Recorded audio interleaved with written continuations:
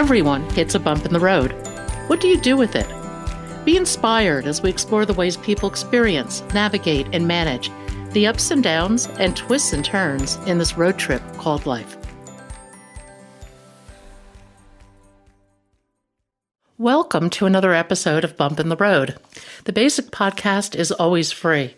We also have a premium subscription called Bump 2 that lets you listen in on extended behind-the-scenes conversations with our guests. Check it out at www.bumpintheroad.us. Hillary Saffran is a wise and inspiring woman. She's had more than her share of bumps in the road, but along the way she had an aha moment when she realized that she had the power to choose. And with that realization, Hillary's life transformed. Today, she helps others find truth in their lives to live their best life. This is a terrific conversation. You may want to take notes. Hillary, welcome to Bump in the Road. If you would, tell us your story. Thank you so much for having me, Pat. And my story is really about a bump in the road. So your podcast really resonates with my whole theme of life.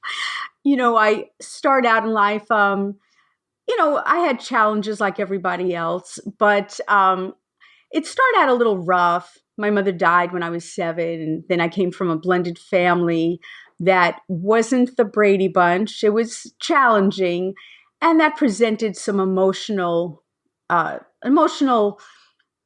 issues that I would have in life, with self-esteem and confidence and things like that. And I put myself through college and had a lot of different turns and detours. And make a long story short, I ended up with more than one marriage, and one was domestic violence, and I had married another one, an alcoholic. I mean, it was just very devastating, but I parented my 3 children mostly as a single mom, from my son being 22 months to my 2 daughters being born from another husband who was the alcoholic. I raised them from being babies. So I parented my children 26 years as a single mom of 3. And I had different jobs, and I did not go to college for social work. I had been enamored with theater arts and writing. So I had taken communications and journalism in college, and also theater.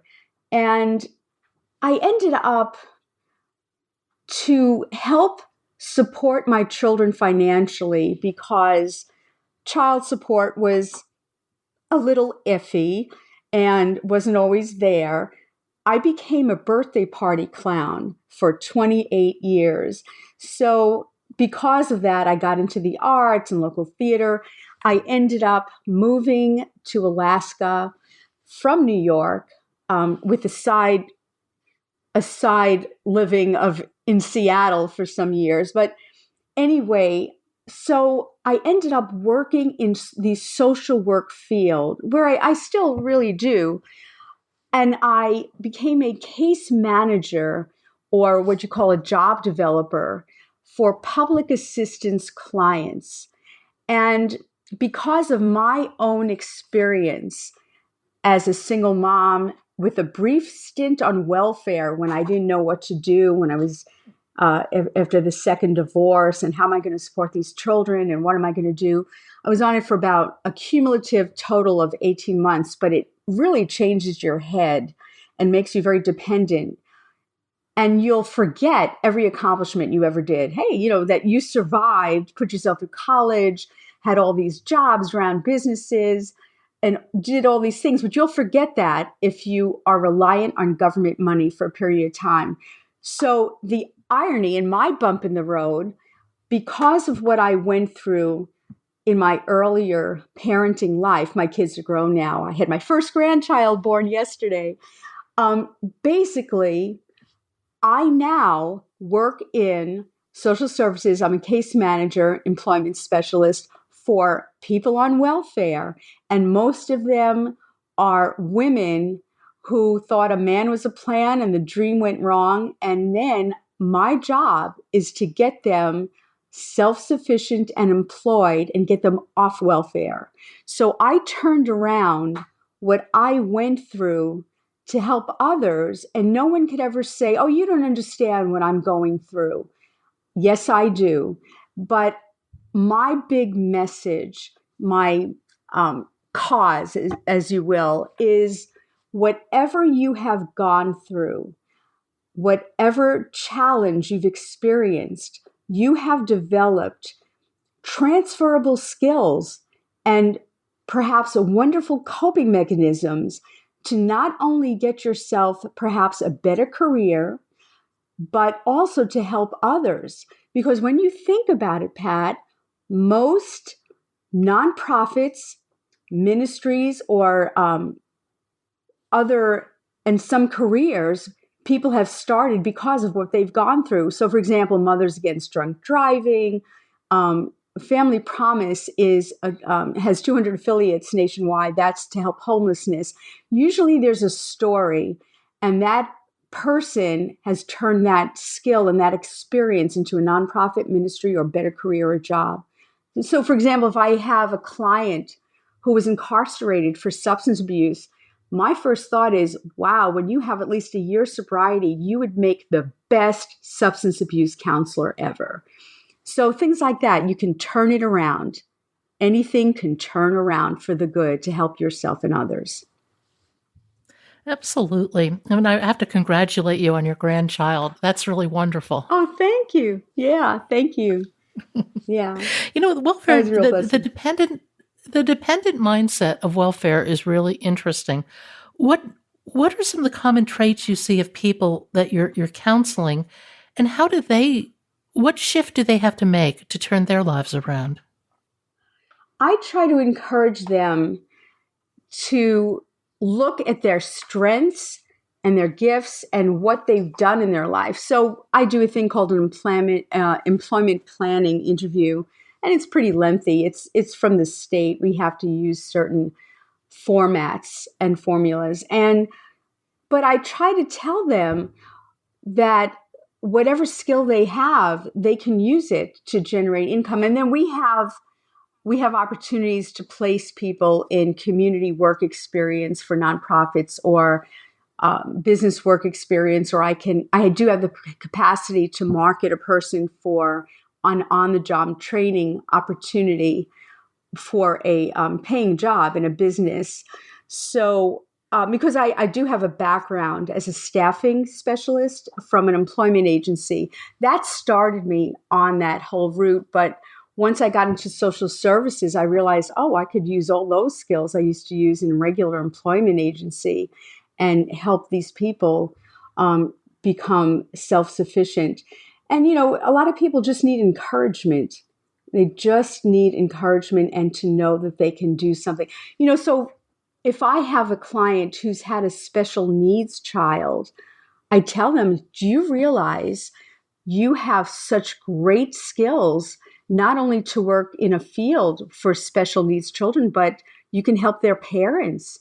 You could be a support. There's so many skills you've developed. And a lot of people, if they have not been in an encouraging environment, don't realize what they have in their skill set toolbox. So I try to be an encourager. And that's what a lot of people need these days, just encouragement. And I think that's really true. Yeah. And I think that for many people, encouragement is lacking. You get out of school, you get thrown out into the workforce. Somebody once told me, if they're not telling you you're doing it wrong, you're doing okay. That's not exactly encouraging. No, but how many people need to be told you're doing it right? That's the human condition. We all need to have encouragement and to hear what we're doing well. Absolutely. I think so too. You talk about transferable skills, and I think that is such an important point. I think that as we go through life, we do different things. And if you focus and you do whatever it is you're doing at the moment well, you will own those skills forever. And after a decade or two, that really starts to add up. Oh, it's so true. And it's such a job developer's point of view. I look at everything as transferable skills, that people have. And whether I hear the news or whatever, I'm always thinking, wow, what a skill set, So, yeah, even you doing this podcast, you have developed innumerable skills. Um, yeah, if you weren't born doing a podcast, right, or writing books like you do, you develop those skills along the way. But now you're really you've expanded your own toolbox and skill set to innumerable ways. So yeah, everything you do really is expansive, and it's all a wonderful thing. Yeah, I and think and people need even to in your know it. podcast, yeah. Yeah, no, I think people need to know it takes a little time. This doesn't, there's no magic formula, 3 steps to the perfect life kind of thing. It doesn't exist. But I think that if you can identify what really spins your wheels, what is really deep in your soul, and you work to develop it, it can take you to the most interesting places. So true, so true. And yeah, because I'm intrigued by your podcast. I just think it's the coolest thing. It's such Thank a you. great platform that you have. Yeah, because I'm intrigued about that. How you interview so many diverse people, and it's very exciting. And because it's everybody's always curious about what makes someone tick, and why something happened or why somebody does something. It's very, very intriguing. And it's all about the human condition. And, even your podcast, you're helping yourself, but you're helping everybody else because people are getting exposure. People are learning more about positive things of the human condition, how to help others, make the world a better place. Yeah, it's wonderful. And it all comes out of a bump in the road. Exactly. And you know what? Life is a bump in the road, isn't it? I mean, life is Yes. about multiple bumps in the road because everything has a bump in the road. Nothing has been perfect. It was never promised when we were born that we're not going to have bumps in the road. And actually, bumps in the road give you character and they develop you and you become, you have choices. Everything's a choice. You can learn from something. There's an expression, bitter or better, right? Here we grow again. I love those little expressions. Even 12-step groups have great little expressions, live and let live, easy does it. I just, all those sayings really make a lot of sense, you know. So I used to joke, God, did I need this much character? But a lot of my bumps in the road, yeah, But the thing is, you can have a choice of a victim or victor or overcomer mentality, right? So everything you're presented with a choice. You can choose a positive or negative emotion. We are in charge of our lives. Responsibility means we are in charge of how we decide to respond to something in life. So everybody has a bump in the road. How are you going to handle it? Are you going to just focus on your skinned knee when you fell on that bump in the road? Or are you going to get up and say, well, I've learned to walk a straighter line, or I'll maybe avoid the next bump by a wiser decision, or, how can I help someone else with what I've learned with this bump? Because everything's a bump and a choice, right? Well, ideally, it's a choice, but I think a lot of times we make choices unconsciously rather than consciously. Oh, so true. That is so true. And that hits on something else I learned and developed because of my huge relationship bumps in the road. I wanted to explore, and you can hear me now. Okay. And also, because of what I'd gone through and because of my role as a case manager for public assistance clients, many times I would ask a client, okay, you're saying to me that you can't work because you have anxiety. So tell me, are you seeing a counselor? Are you working on it to get better? And I would be told many, many times by that client, oh, yeah, I'm seeing a counselor and I have medication. And I would say, okay, that's great. You're dealing with it. So, how long have you seen this counselor for anxiety? And the client would say, 12 years. And I'm thinking, oh, there's got to be a better way. Now, I'm not undermining anything with counseling or psychology. Everything has its place and everything helps. But I thought to myself, and I've been to a lot of counseling and therapy over the years, of course, to find out why I made my choices. When you talked about, Pat, unconscious choices, absolutely, that is so true. And I found that a lot of therapies were just talk therapy forever. Oh, so you're anxious. How do you feel about that? And you go on and on. And I had a friend who was doing that for 20 years. And I'm thinking there's got to be something quicker. So during COVID, 3 years ago, I took a training. It was a year certification in becoming a hypnotherapist. So it's a process I use in coaching and in therapeutic helping for people called RTT, which is Rapid Transformational Therapy, that I offer. It's my own business on the side. It's not through where I work in social services. But what it does, it offers, we have an expression, understanding is power. It offers a way to get to the root of why a person believed a certain set of beliefs. Because many times our self-talk is not very healthy. Most people don't think about what they're thinking about, and so it really puts a highlight on why you had certain root beliefs and how they impacted your lives. And many times a person's self-talk or a belief system is based on a false understanding. So, for example, let's say you had a challenged childhood or an abusive parent who always would say, oh, you can't do this. You're no good. You're not smart. You can't do this. Well, after a while, even if you're a genius, you will take that belief upon yourself and you will act on that thinking, oh, I'm not worth anything. I'm not enough. And 3 common beliefs people have in the human condition are, I'm not enough, I'm different from everyone, I don't fit in, and the third is, oh, this isn't available to me, money isn't available to me, a good job isn't available, a healthy relationship, a loving, wonderful relationship isn't available. So people will act on those beliefs. And many times it's not exactly just what happens to you, it's the meaning you attach to that belief. So I found that RTT, the Rapid Transformational Therapy process, takes someone in 1 to 3 sessions of 90 minutes to 2 hours to a root cause of a belief. And then they have to listen to a recording, which is like 16 to 20 minutes, a transformational recording to rewire that belief system.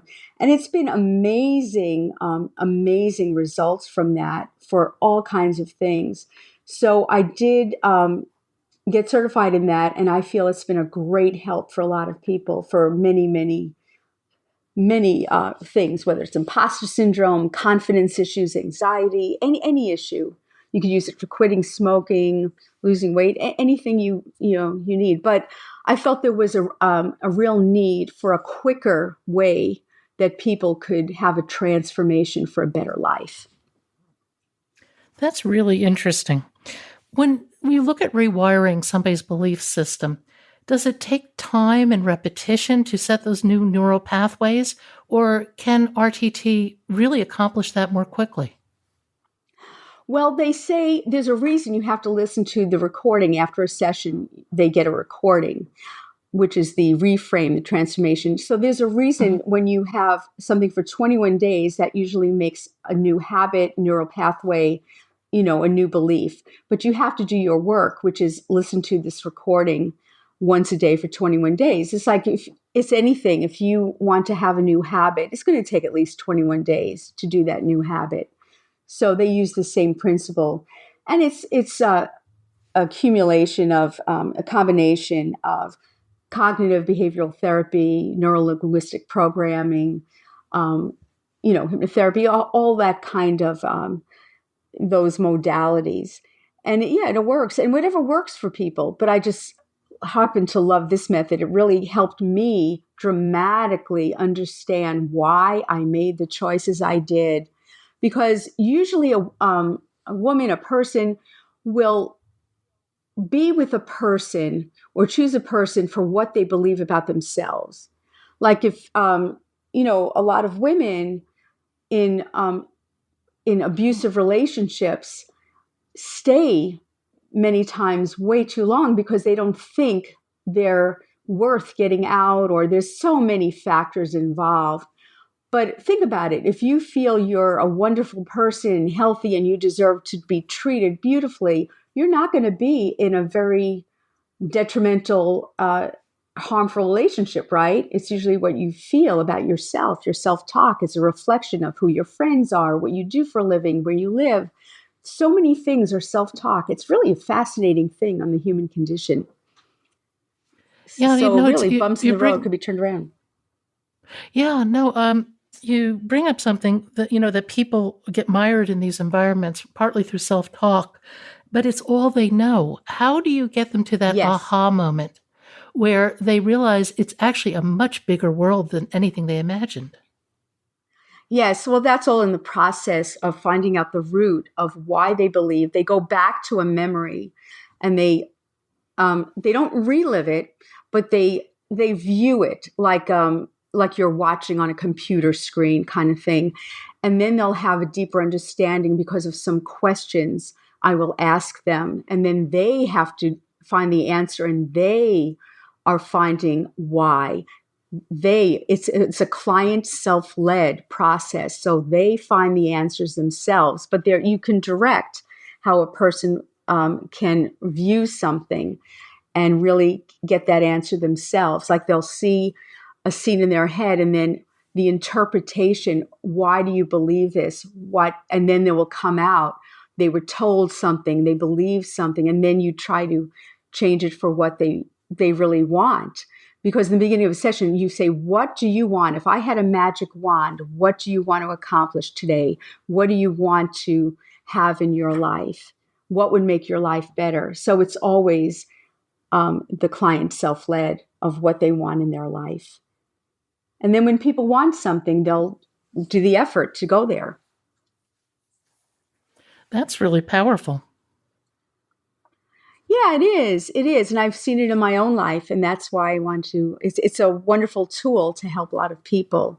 So yeah, basically, the bump in the road is a great saying of you have a bump in the road in life. And what are you going to do with what you learned with that bump? You can help yourself and help others. And that's really what it's all about. Yeah, and it's always about opening your vision, changing your lens is how I refer to it, to see that there are multiple sides to any story, and you get to choose which side you live. That is brilliant. That's so true. And very well said by a podcaster. It's very well said. So true. Because everything does have multiple meanings and multiple interpretations. What are you going to choose for yourself and your life that's going to help you and be positive instead of negative? And you do. Everyone has the power, more than they know, to take responsibility for their life, to make their lives as best as possible.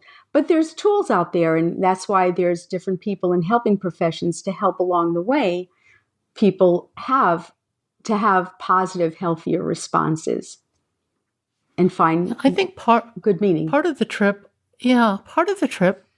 I think, is learning to still your mind, because until you can get your mind calm, you can't witness your thoughts, and you don't realize how constantly busy your mind is if you don't know silence. I mean, if you don't know, you can't know hot without knowing cold, dark without knowing light.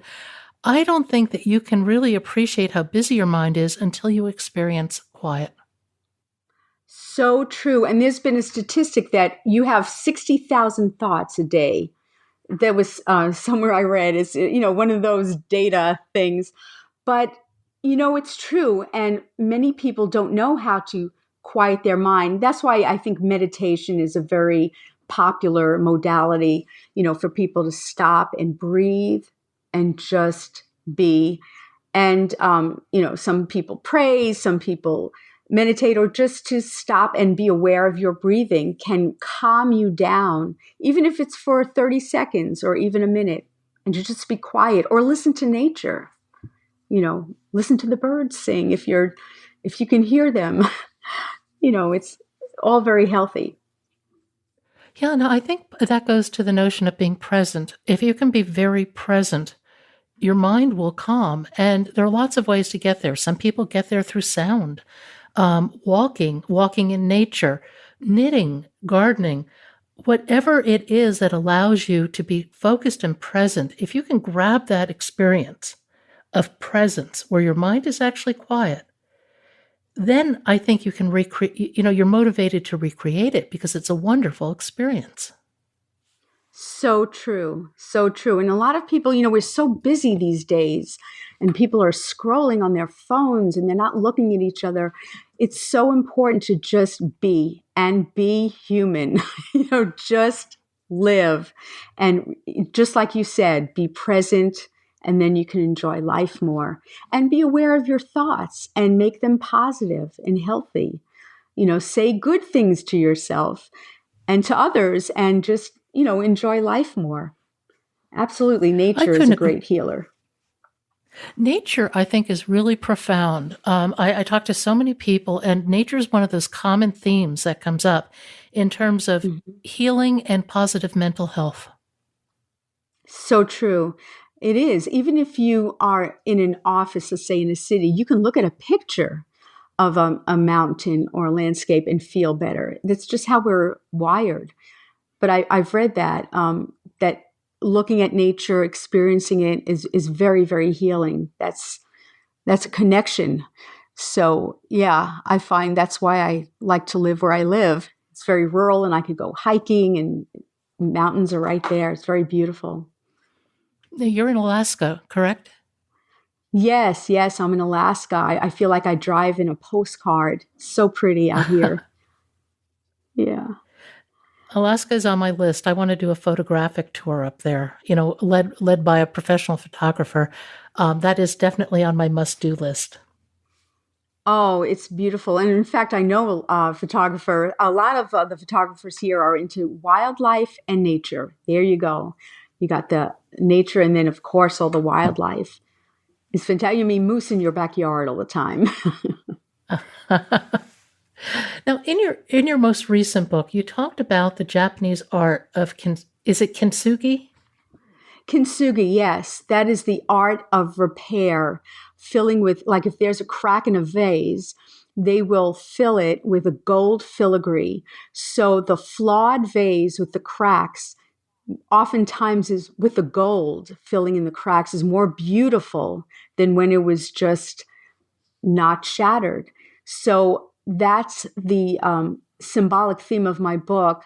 Fill your glass with gold when it's half empty or even completely shattered. That every bump in the road, every um, unfortunate or painful event has given you character.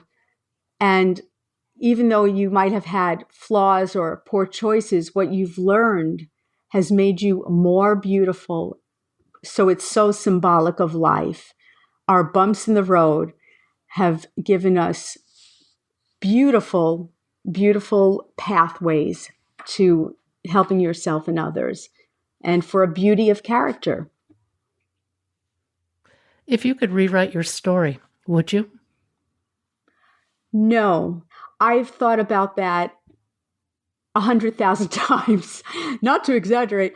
And I like who I am now. And it took all those bumps to get me to be who I am. And I wouldn't want to be not me at this time. But I had to have a lot of painful lessons along the way. And I'm not going to blame anyone else for my poor choices. That was my responsibility. But if I made the problem, I can certainly make the solutions. That was a light bulb that went on in a counselor's office one day. Wait a minute. If I created that problem, I could be part of the solution. Oh, very empowering. So I want to give that to other people. It's very empowering to know you are in charge of your decisions. Thank you for listening. I hope you'll support this podcast by becoming a Bump 2 subscriber. Buy us a cup of coffee. It's your support that makes this podcast and website possible. I hope you found something in today's podcast that inspires you along your own life's path, because sometimes a bump in the road is actually a portal into a more conscious and meaningful life.